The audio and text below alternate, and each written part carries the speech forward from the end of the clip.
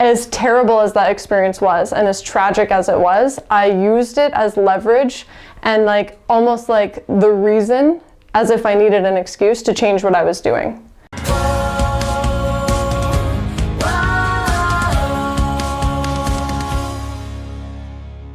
You call yourself the ambitious introvert. Let's talk about that. Yeah, so I believe that there's so much density around the word introvert. So many people think that if you're an introvert, like you can't be a leader.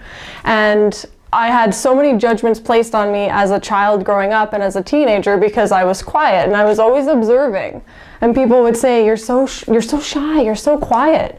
And in my mind, I'm like, I'm actually not. I don't have interest in shallow conversations, and I don't mean that to sound like rude, but like I like to go deep with people. I don't want to talk about sports. I don't want to talk about what a lot of people around were talking about.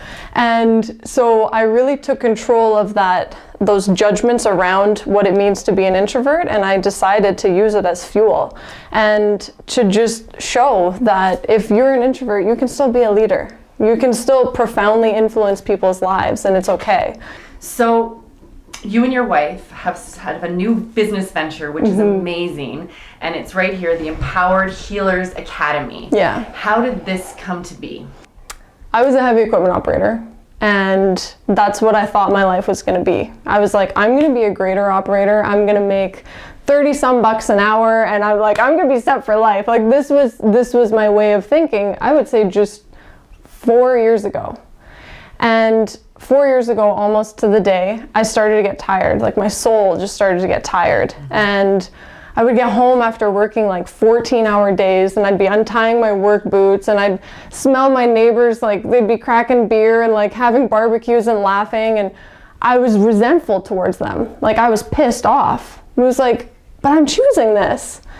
And so I really felt like I needed to kind of find myself. And so I booked a trip to Costa Rica alone without my spouse to do sea turtle conservation because I love animals. So I was like, okay, well, I'll meet people and maybe this will inspire me somehow.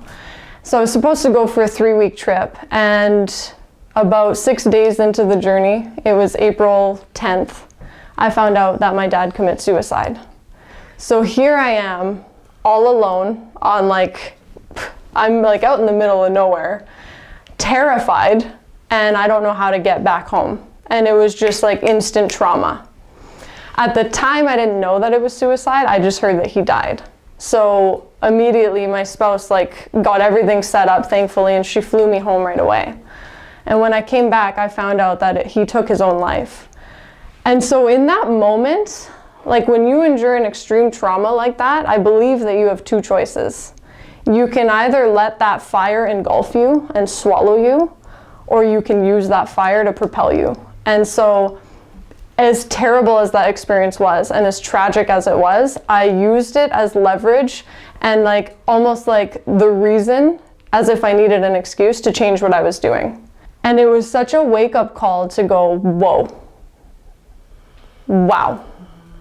And so I had to venture into my own healing. And I sought out all the trauma therapy that I could imagine finding, personal development. I just became obsessed. And that kind of, in a roundabout way, led to healing some of the most traumatic experiences in my own life. And I believe that when you heal yourself, you start to heal the collective because you start to shine brighter and you give permission to others to do the same. And so over time, I started to do all these trainings, and I became obsessed with helping liberate other people of their suffering. And then it was just like this divine awakening and inspiration to start the Empowered Healers Academy and teach healers how to heal, because they're the ones, healers and entrepreneurs and those who are supporting them, I believe, can radically change the earth, but not if they're the ones that aren't in their power. Right. So that was kind of how it all came to be, I suppose. What are some of the techniques that you utilize within the academy? So my spouse and I, like I mentioned, so we went through a lot of trauma healing to heal our own trauma. And we basically, through all of the experience in transforming our lives, we distilled from some of our mentors and programs and courses and personal life experience, and we've come up with what we call subconscious imprinting. So we're driven by our subconscious mind. So from the age of 7, most of our foundational belief systems are made up. We're heavily indoctrinated by our parents, society, school, religion, whatever it is.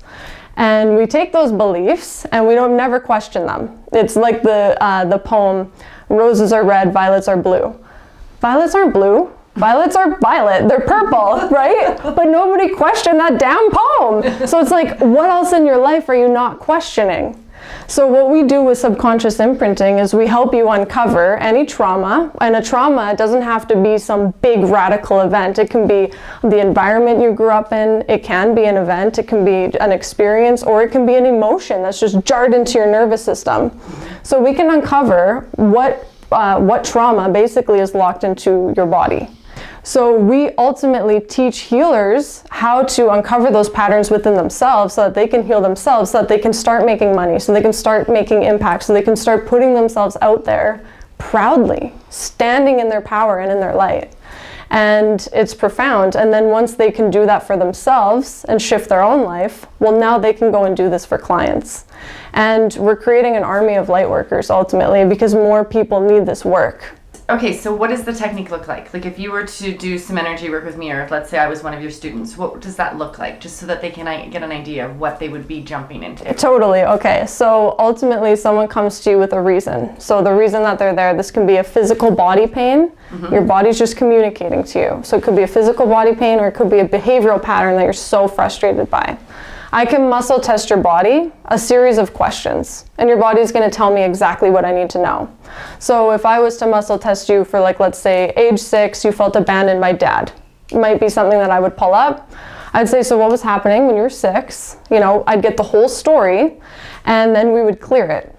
We would clear it from your subconscious mind and reprogram your mind with what you do really want. And it's wild, the healing that can happen just from acknowledging that you felt abandoned when you were 6 by your dad. Because a lot of people don't acknowledge those things. We repress them and suppress them. And the only problem with that is that it shuts you off from being able to receive what life really could be now.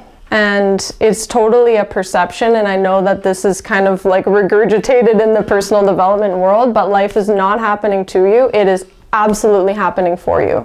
If my dad hadn't done what he did, if he didn't take his own life, we wouldn't have the Empowered Healers Academy, and we wouldn't have these 12 students whose lives we're now witnessing transform. So take trauma and leverage it. That's like, is such a gift if you choose it to be.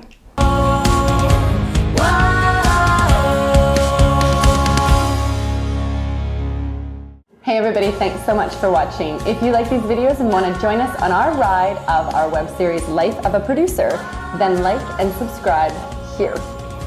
Right here. That's right. You got it.